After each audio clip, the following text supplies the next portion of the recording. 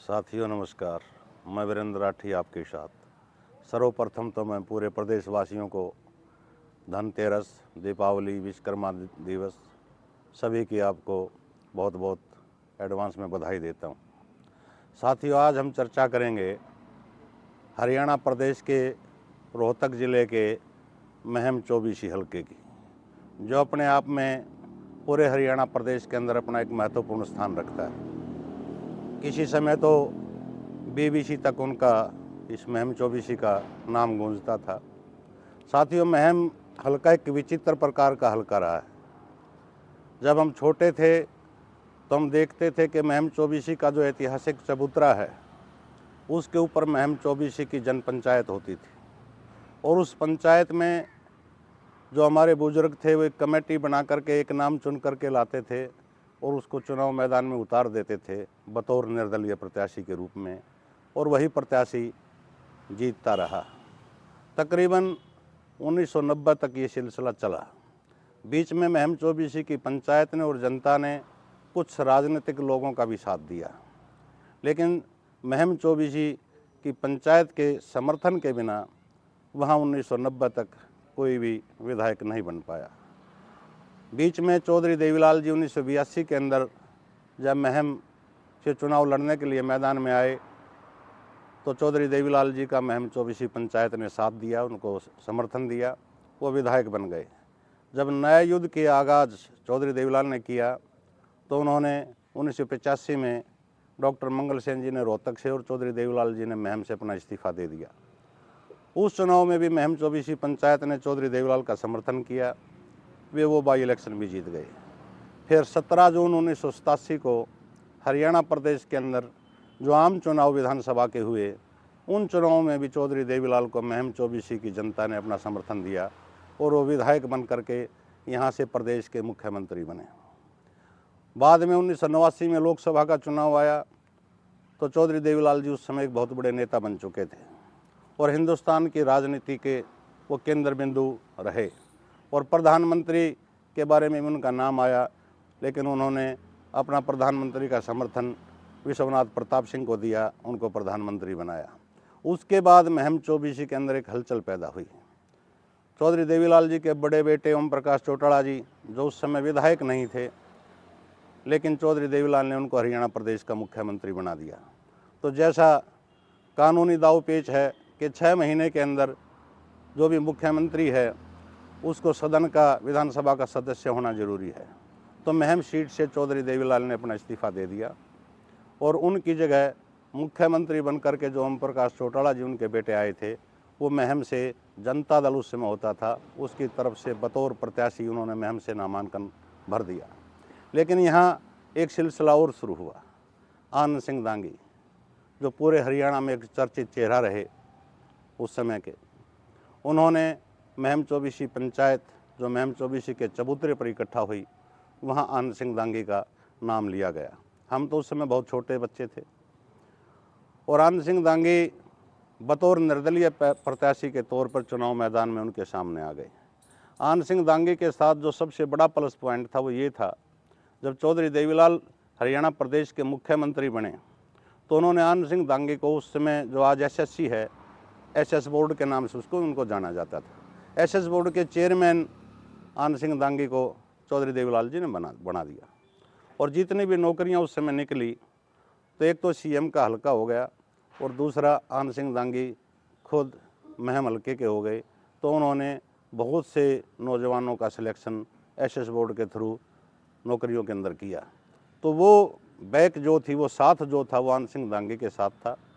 लेकिन किसी कारणवश जो पहला चुनाव था वो हिंसा की भेंट चढ़ गया और वो चुनाव निरस्त हो गया।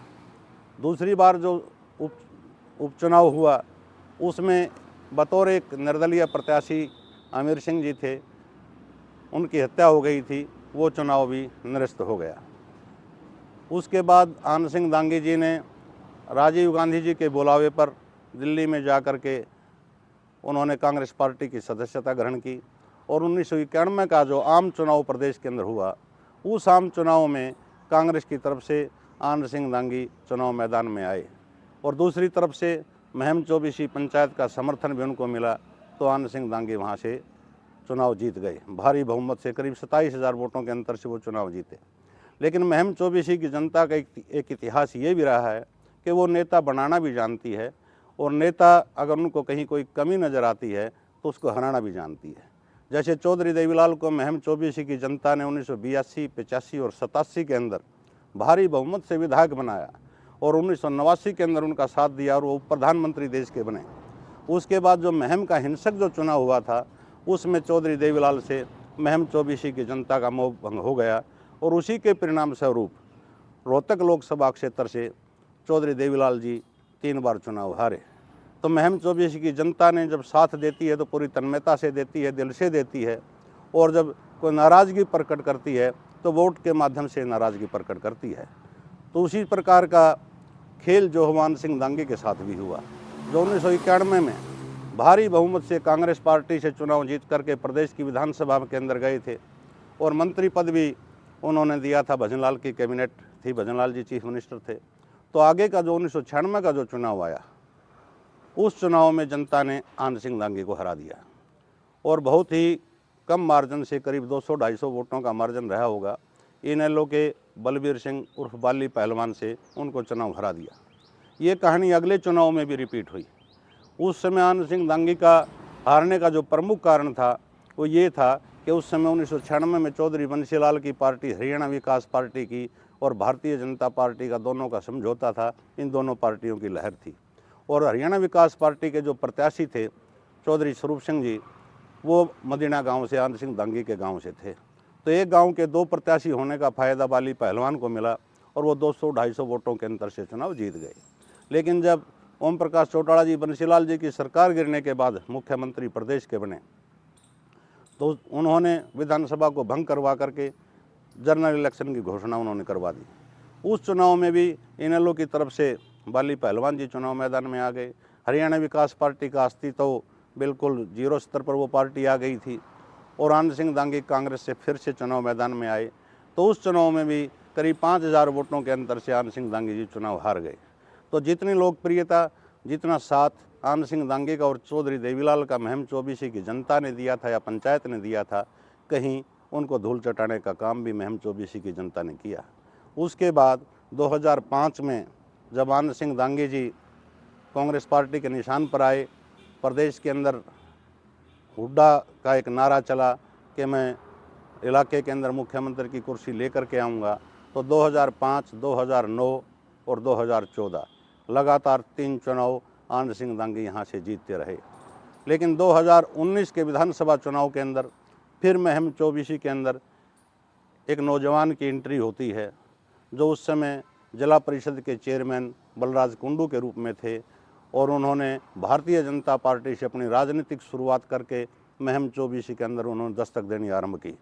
उन्होंने लड़कियों के लिए प्रत्येक गांव में बसें चलवाई, जो फ्री में लड़कियों को बैठा करके रोहतक लाते हैं, लेके जाते हैं, और समाज हित के जो कार्य थे उनमें बलराज कुंडू ने बढ़ चढ़ करके भाग लिया। जब 2019 का चुनाव विधानसभा का आया, तो बलराज कुंडू भारतीय जनता पार्टी की टिकट नहीं ला सके। भारतीय जनता पार्टी की तरफ से शमशेर सिंह खरकड़ा चुनाव मैदान में आए। आज़ाद प्रत्याशी के रूप में बलराज सिंह कुंडू चुनाव मैदान में आए, और आनंद सिंह दांगी फिर से कांग्रेस के निशान टिकट पर चुनाव मैदान में आए। लेकिन महम चौबीसी की जनता के सिर पर जादू चढ़ करके बोला बलराज कुंडू का, और उस चुनाव में करीब 12,000 वोटों के अंतर से बलराज कुंडू जी वो चुनाव जीत गए, और आनंद सिंह दांगी की उस चुनाव के अंदर हार हो गई। तीसरे प्रत्याशी जो भारतीय जनता पार्टी के थे शमशेर खरकड़ा के रूप में, करीब 400-500 वोटों का अंतर होगा, वो तीसरे नंबर पर रह गए, आनंद सिंह दांगी की वोटों का और उनकी वोटों का। लेकिन आज की वर्तमान स्थिति जो महम चौबीसी की है वो ये है कि 3 प्रत्याशी चुनाव मैदान में हैं, थोड़ा सा उलटफेर प्रत्याशियों में होगा। आनंद सिंह दांगी कांग्रेस से खुद चुनाव नहीं लड़ रहे, उन्होंने अपने बेटे बलराम को चुनाव मैदान में उतार दिया है, और पीछे जब उन्होंने पार्टी कार्यालय का उद्घाटन किया तो जनता के सामने और दीपेंद्र हुड्डा के सामने उन्होंने ये कहा कि अपने बेटे का साथ दो, अपने भाई का साथ दो, और मैं राजनीति से एक तरह से इलेक्ट्रिक जो अपनी है उससे मैं संन्यास ले रहा हूँ, राजनीति से दूर में नहीं गया हूँ, और बलराम को मैं पूरा आशीर्वाद देता हूँ, आप भी बलराम दांगी को आशीर्वाद दो। तो एक तरह से कांग्रेस पार्टी के जो प्रत्याशी आनंद सिंह दांगी थे, उस पार्टी से आनंद सिंह दांगी की बजाय उनके बेटे बलराम दांगी अब की बार चुनाव मैदान में होंगे।